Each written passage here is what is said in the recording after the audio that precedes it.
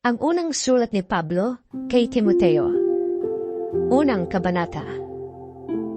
Mula kay Pablo na apostol ni Kristo Jesus, ayon sa utos ng Diyos na ating tagapagligtas, at ni Kristo Jesus na ating pag-asa. Kay Timoteo na tunay kong anak sa pananampalataya. Sumaiyo nawa ang pagpapala, habag at kapayapaan buhat sa Diyos Ama, at kay Kristo Jesus na ating Panginoon. Gaya ng itinagubiling ko sa iyo, bago ako pumunta sa Macedonia, ibig kong manatili ka sa Efeso upang sabihan mo irang tao dyan na huwag magturo ng maling aral. At huwag nilang pag-aksayahan ng panahon ng mga alamat at mahabang talaan ng mga angkan. Yan ay pinagmumulan lamang ng mga pagtatalo at hindi nakakatulong sa tao upang matupad ang plano ng Diyos sa pamamagitan ng pananampalataya. Ang layunin ng tagubiling ito ay upang magkaroon kayo ng pag-ibig na nagmumula sa pusong talisay, malinis na budhi at tapat na pananampalataya. May ilang tumalikod sa mga bagay na ito at nalulung sa walang kabuluhang pakikipagtalo. Ibig nila maging tagapagturo ng kautusan, gayong hindi naman nila nauunawaan ang kanilang sinasabi at ang kanilang ipinagpipilitang ituro. Alam naman natin ang kautusan mabuti kung ginagamit sa tamang paraan.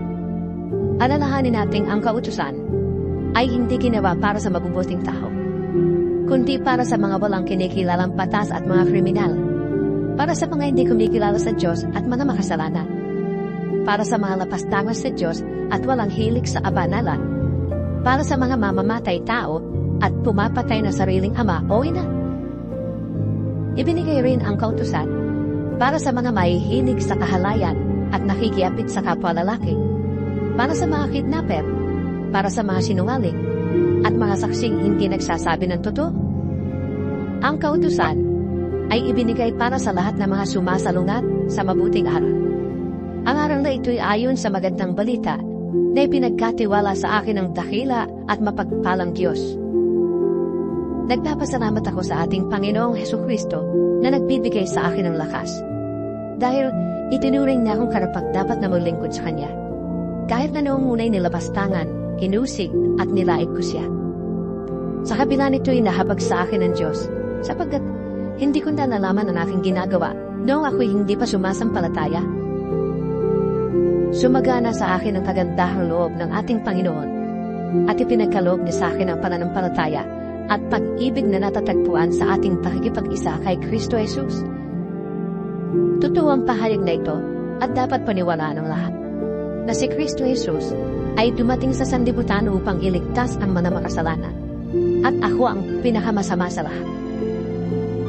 Ngunit akong pinakamasama ay kinahabagan upang ipakita ni Kristo Jesus kung gaano siya katiyaga at maging halimbawa ito sa mga sasampalataya at bibigyan ng buhay na walang hanggan. Purihin natin at walhatiin magpakailanman ang isang Diyos, Haring walang hanggan, walang kamatayan, at di nakikita. Amen. Timoteo, anak, ang mga bagay na ito'y itinatagubilin ko sa iyo, ayon sa mga pahayag na sinabi tungkol sa iyo, upang sa pamamagitan ng mga ito ay masiglatan makipaglaban. Nataglay ang matibay na pananampalataya at malinis na budhi. May mga taong hindi sumunod sa kanilang budhi, at dahil dito, ang pananampalataya nila ay natulad sa isang barkong nawasak. Kabilang sa mga yun sina Himeneo at Alejandro. Kaya ipinaubaya ko na sila kay Satanas upang matigil na kanilang paglapastangan sa Diyos. Ikalawang kabanata. Una sa lahat, ipinapakiusap kong idulog ninyo sa Diyos ang inyong mga kahilingan, padalangin, pagsamo, at pasasalamat para sa lahat ng tao, at para sa mga hari at may kapangyarihan, upang tayo mga pamuhay ng tahimik, payapa, maranal, at may kabanalan. Yan ang mabuti at nakadulugod sa Diyos na ating tagapagligtas. Ibig niya ang lahat ng tao ay maligtas at makaalam ng katotohanan ito. Iisa ang Diyos at iisa ang tagapamagitan sa Diyos at sa mga tao, ang taong si Kristo Jesus, na naghandog ng kanyang buhay upang tubusin ang lahat. Ang katotohanan ito ay pinatunaya sa taktang panahon.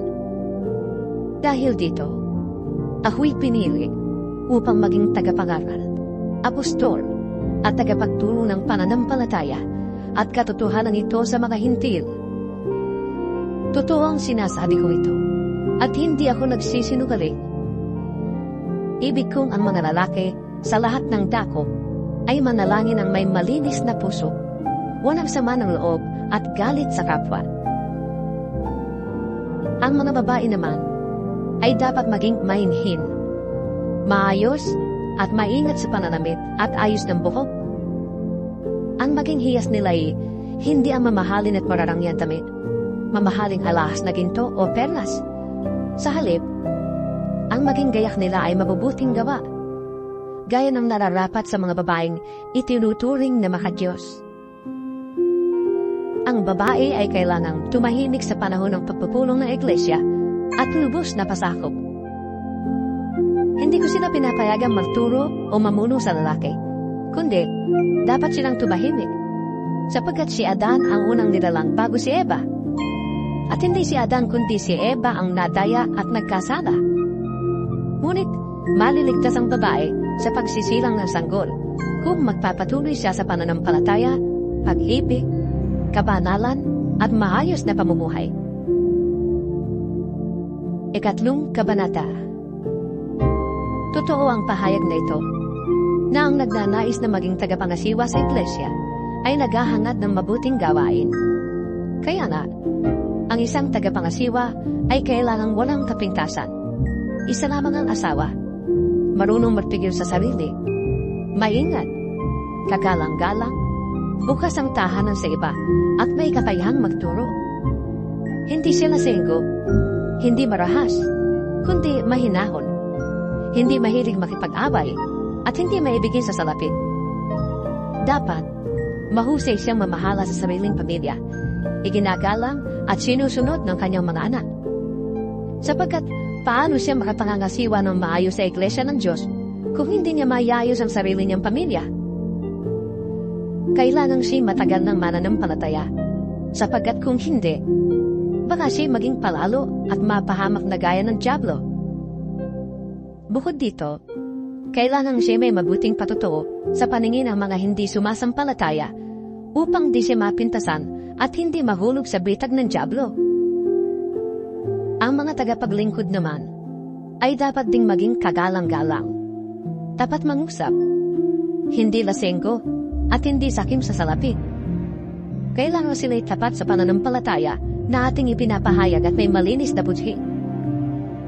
Kailangan subukin muna sila. At kung mapatunayan sila'y karapat-dapat, ay saka sila gawing tagapaglingkod. Gayon din naman, ang mga babaeng tagapaglingkod ay dapat na maging kagalang-galang, hindi chismosa, mapagtimpi, at matapat sa lahat ng mga bagay. Ang mga tagapaglingkod sa iglesia ay dapat isa lamang ang asawa at maayos mga siwa sa kanyang mga anak at sambahayan. Ang mga tagapaglingkod na tapat sa tungkulin ay iginagalang ng mga tao at buong tiwalang makapagpapahayag tungkol sa pananampalataya kay Kristo Jesus. Umaasa akong makikita tayo sa lalong madaling panahon. Ngunit isinulat ko ang mga ito upang kung hindi ako makarating agad, ay malaman mo kung ano dapat na maging ugali ng mga tao kabilang sa sambahayan ng buhay na Diyos sa iglesia na haligi at salikan ng katotohanan. Hindi maikakaila na napakadakila ng hiwaga ng ating relihiyon. Siya'y nahayag ng maging tao. Pinatunayang matuwid ng Espiritu at nakita ng mga anghel. Ipinangaral sa sanlibutan, pinaniwalaan ng lahat at itinaas sa kalangitan. Ika-4 na kabanata. Maliwanag ang sinasabi ng Espiritu na sa mga huling araw ay iiwan ng ilan ang pananampalataya. Susunod sila sa mga mapanlinlang na espiritu at sa mga turo ng mga demonyo. Ang mga turong iti pinalalaganap ng mga taong sinungaling at may mga manhid na budhi. Ipinagbabawal nila ang pag-asawa at ang ilang uri ng pagkain. Mga pagkain nilikha ng Diyos upang kainin may pasasalamat ng mga mananampalataya at nakakaunawa ng katotohanan. Ang lahat ng nilikha ng Diyos ay mabuti at walang dapat ipalagay na masama. Sa halip ay dapat tanggaping may pagpapasalamat.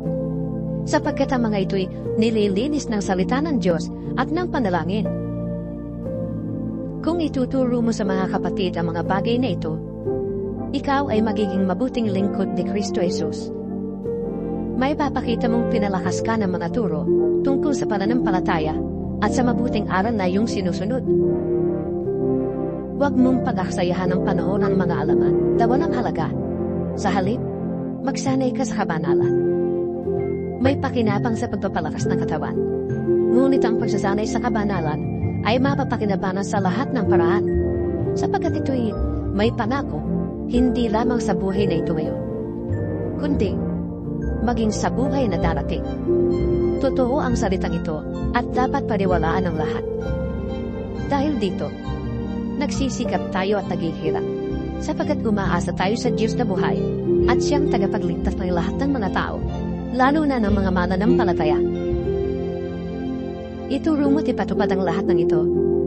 Huwag mong hayaang hamaking kaninuman dahil sa iyong kabataan. Sa halip, sikapin mong maging halimbawa sa mga mananampalataya sa iyong salita, ugali, pag-ibig, pananampalataya, at malinis na pamumuhay.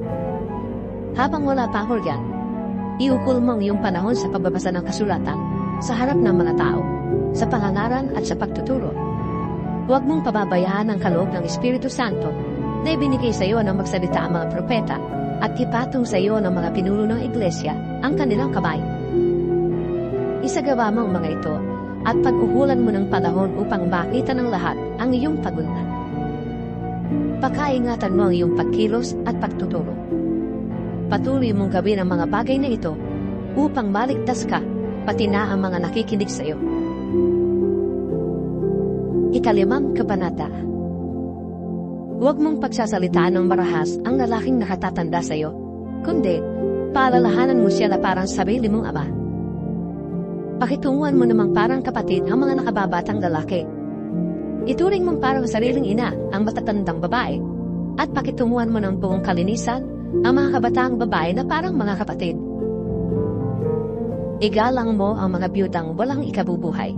Subalit, kung ang isang biyuda ay may mga anak o apo, sila munang dapat kumalinga sa kanya bilang pagtanaw ng utang na loob, sapagkat ito'y nakalulugod sa Diyos. Ang tunay na biyuda ay iyong nag-iisa na sa buhay, at tanging sa Diyos lamang umaasa, kaya't patuloy siyang nananalangin sa araw at gabi. Samantala, ang biyudang nabubuhay sa kalayuan ay maituturing ng patay. Ipatupad mo sa kanila ang utos na ito upang walang maisumbat sa kanila ang sinuman. Ang sinumang hindi kumakalinga sa kanyang mga kamag-anak, lalo na sa mga kabilang sa kanyang pamilya, ay tumatalikod sa pananampalataya at mas masama pa sa isang di mananampalataya. Ang biyudang dapat isama sa listahan ng tutulungan ay iyong di bababa sa 60 taong gulang. Minsan lamang nag-asawa, kilala sa paggawa ng kabutihan, nagpalaki ng maayos sa kanyang mga anak, magiliw tumanggap sa nakikituloy sa kanyang tahanan, naglingkod ng may kababaang loob sa mga kapatid sa Panginoon, tumulong sa mga nangangailangan at inialay ang sarili sa paggawa ng mabuti.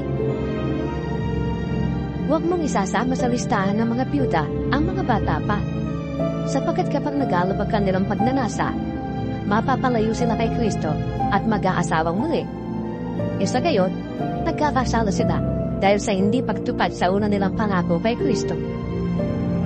Sila'y nagiging tamad at nag-aaksaya ng panahon sa pangangapit bahay. At sila'y nagiging tsismosa. Mahiling makialam sa buhay ng may buhay at madaldal. Kaya't para sa akin, mabuti pang sila'y mag-asawang muli, magkaanak at mag-asikaso ng tahanan, upang ang ating kaaway ay hindi magkaroon ng pagkakataong mapintasan tayo, sapagkat nailan ang biyudang nailigaw ni Satanas. Kailangang alagaan ng babaeng mananampalataya ang mga kamag-anak nilang biyuda, nang hindi sila maging pabigat sa iglesia. Sa gayon, ang aalagaan ng iglesia ay yun lamang mga biyudang walang ibang inaasahan. Ang mga pinunong mahusay mamahala ay karapat-dapat tumanggap ng dobling paggalang, lalo na mga masigasig sa parangaral at pagtuturo ng salita ng Diyos. Sapagkat sinasabi ng kasulatan, huwag mong tatalian ang bibig ng baka habang ginagamit sa pag-iik. Nasusulat din, ang manggagawa ay karapat-dapat bayaran. Huwag mong tatanggapin ang anumang paratang laban sa isang pinuno ng iglesia kung walang patotoo ng 2 o 3 saksi. Pagsabihan mo sa harap ng lahat, ang sino mang ayaw tumigil sa paggawa ng masama para matakot ang iba. Sa harap ng Diyos at ni Kristo Jesus at ng kanyang mga banal na mga anghel, iniuutos kong sundin mo ang mga bagay na ito nang walang kinikilingan o itinatangi. Huwag mong ipapatong agad ang iyong kamay sa sinuman upang bigyan ito ng kapangyarihang mamahala. Ingatan mong huwag kang masangkot sa kasalanan ng iba. Manatili kang walang dungis. Huwag tubig lamang ang iyong iinumin. Uminom ka rin ng kaunting alak para sa iyong sigmura at dahil sa iyong madalas na pagkakasakit. May mga taong lantad na ang kasalanan bago pa humarap sa hukuman. At meron din namang ang kasalanan ay huli na humahayag. Gayon din naman, may mabubuting gawa na madaling mapansin. Ngunit, kung hindi man mapansin agad, ito'y hindi malilihim habang panahon. Ika-6 na kabanata. Ang mga alipin ay dapat magpakita ng buong paggalang sa kanilang mga amo para walang masabi laban sa pangalan ng Diyos at sa ating mga aral. At kung ang kanilang lamang amo ay kapwa nila Kristiyano, hindi sila dapat magkulang ng paggalang sa mga ito sa dahilang sila'y magkapatid sa pananampalataya. Dapat pa nga nilang pagbutihin ang kanilang paglilingkod sapagkat ang pinaglilingkuran nila ay kaisa sa pananampalataya at pag-ibig. Ituro mo't ipatupad ang mga bagay na ito. Kung nagtuturo ang sino man ng ibang turo at di sang-ayon sa mga tunay na salita ng Panginoong Hesukristo at sa mga aral tungkol sa kabanalan, siya ay nagyayabang, ngunit walang nalalaman. Sakit na niyang manuligsa at makipagtalo tungkol sa mga salita. Bagay na humahantong sa inggitan, alitan, hudyaan, at pagbibintang. Mahilig din siya makipagtalo sa mga taong liko ang pag-iisip at di kumikilala sa katotohanan. Akala ng mga ganitong tao ay paraan ng pagpapayaman ng religiyon. Kung sa bagay, malaki ang mapapakinabang sa religiyon kung ang tao ay marunong masyahan. Wala tayong dalang anuman sa sanlibutan at wala rin tayong matadalang anuman pag-alis dito. Kaya, dapat na tayong masyahan kung tayo may kinakain at may isinusuot. Ang mga nagnanasang yumaman ay nauhulog sa tukso at nasisilo sa bitag na masasamang hangaring magtutulak sa kanila sa kamatayan at kapahamakan. Sapagkat ang pag-ibig sa salapi ay ugat ng lahat ng kasamaan. Dahil sa paghahangat na yumaman, may mga taong nalalayo sa pananampalataya at nasasadlak sa maraming kapighatian. Ngunit ikaw ang nalingkod ng Diyos. Umiwas ka sa mga bagay na ito. Sikapin mong mamuhay na matuwid. May kabanalan, pananampalataya, pag-ibig, pagtitiis at kahinapunan. Ipaglaban mo ng puspusan ng pananampalataya. Mananang kang mabuti sa buhay na walang hanggan dahil kayang katinawag ng Diyos nang ipahayag mo sa harap ng maraming saksi ang iyong pananalig kay Kristo. Hindi uutos ko sa iyo, sa ngalan ng Diyos na nagbibigay buhay sa lahat, at sa harap ni Kristo Jesus na nagbigay ng mabuting patotoo kay Poncio Pilato. Sundin mong mabuti ng may katapatan ang mga iniutos sa iyo hanggang sa pagbabalik ng Panginoong Hesukristo. Siya'y darating sa panahong itinakda ng mapagpala at makapangyarihang Diyos, Hari ng mga hari at Panginoon ng mga Panginoon. Siya lamang ang walang kamatayan at nananatili sa liwanag na di matitigan. Walang taong nakakita o makakakita sa Kanya. Sa Kanya ang karanalan at kapangyarihang walang hanggan. Amen. Ituro mo sa mayayaman na huwag silang magmamataas at huwag silang humasa sa kayamanang lumilipas, kundi sa Diyos na masaganang nagbibigay ng lahat ng ating kailangan upang tayo'y masiyahan. Turuan mo silang gumawa ng mabuti at magpahayaman sa mabuting gawa. Maging bukas palad at matulungin sa kapwa. Sa gayon, makakapagimpok sila para sa matatag na hinaharap at makakamtan nila ang tunay na buhay. Timoteo, pakaingatan mo ang ipinagkatiwala sa iyo.